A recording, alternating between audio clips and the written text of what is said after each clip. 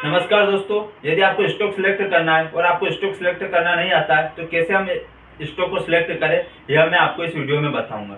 देखिए, जो हमारे स्टॉक होते हैं इनको 3 कैटेगरी में बांटा गया है। पहला है लार्ज कैप। लार्ज कैप के अंदर वे कंपनी आती है जिनका मार्केट कैप 20,000 करोड़ से ज़्यादा हो। जैसे एग्जाम्पल के लिए रिलायंस इंडस्ट्री हो गई, SBI बैंक हो गई, HDFC बैंक हो गई। देखिए, जो लार्ज कैप की कंपनियां होती है इनके एडवांटेज होते हैं, इनमें रिटर्न जो होता है बहुत कम रिटर्न मिलता है। और ऐसी कंपनियों में यदि कोई प्रॉब्लम भी आती है तो इनमें एक्सपीरियंस होता है, तो उन प्रॉब्लम को जल्दी सॉल्व भी किया जा सकता है। इसके डिसएडवांटेज ये होते हैं कि इन कंपनियों में जो रिटर्न होते हैं वो बहुत कम रिटर्न मिलते हैं। सेकंड है हमारा मिड कैप। देखिए, मिड कैप के अंदर वे कंपनी आती है जिनका मार्केट कैप 5,000 करोड़ से ज़्यादा और 20,000 करोड़ से कम हो। जैसे एग्जाम्पल के लिए टाटा एलेक्सी हो गई, REC लिमिटेड हो गया, पॉलीकैब इंडिया हो गई।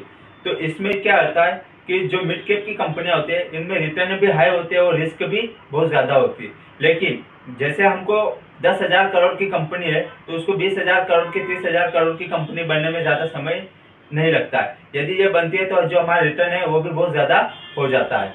लेकिन जैसे रिलायंस इंडस्ट्रीज को देख लो, ये 16 लाख ट्रिलियन की है, तो इस कंपनी को 32 लाख ट्रिलियन बनने में काफी समय लगेगा। इसलिए इसमें जो रिटर्न होते हैं वो बहुत धीरे धीरे रिटर्न मिलते हैं। तीसरा है हमारा स्मॉल कैप। देखिए, स्मॉल कैप के अंदर जो कंपनियां होती है उनका मार्केट कैप 5,000 करोड़ से कम का होता है। जैसे हमारा अपोलो हॉस्पिटल हो गया, बजाज ऑटो हो गया, भारतीय एयरटेल हो गया। तो ऐसी कंपनी में जो ग्रोथ होती है वो हाई ग्रोथ अपॉर्चुनिटी होती है, यानी ये जो कंपनियां रिटर्न देती है वो बहुत ज़्यादा रिटर्न देती है, यानी जैसे जैसे ग्रोथ करेगी तो बहुत ज़्यादा रिटर्न मिलता है। लेकिन ऐसी कंपनियों में यदि कोई प्रॉब्लम आ जाती है तो इससे हमारा जो पैसा है वो भी डूबने के चांसेस होते हैं। जैसे में इसमें वेरी हाई रिस्क होता है। देखिए, तो स्टॉक क्या है? स्टॉक कंपनी का एक हिस्सा है जिसको हम खरीदते हैं। अब स्टॉक को आप कैसे खरीदोगे? देखिए, मान लीजिए आप स्टॉक को खरीदना चाहते हो तो जिस प्रोडक्ट को आप, जिस भी कंपनी के प्रोडक्ट को आप यूज करते हो, उसके बिजनेस मॉडल को समझते हो, तो ऐसे में जैसे मान लीजिए आपने कोई भी, इसके लिए आपको आपका बैंक स्टेटमेंट देखना बहुत जरूरी है। मान लीजिए आपने कुछ दिनों पहले या कुछ महीने पहले जो कैब बुक करी थी वो उबर की हो सकती है या ओला बुक करी हो, तो आपने ओला और उबर दोनों बुक करी हो तो आप इनको लिख लो कि यानी मैंने ये दोनों बुक करी थी। तो ये भी दोनों एक स्टॉक हो गए।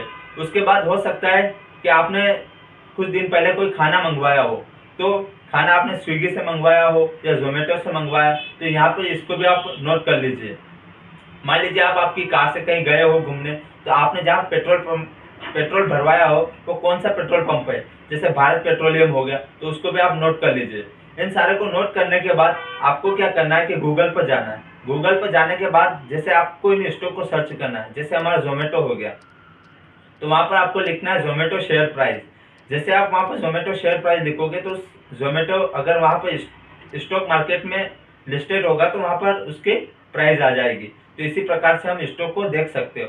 जिन जिन प्रोडक्ट को आप यूज़ करते हो उनको आप सर्च कर सकते हो और इसी प्रकार से हम स्टॉक को देख सकते हैं।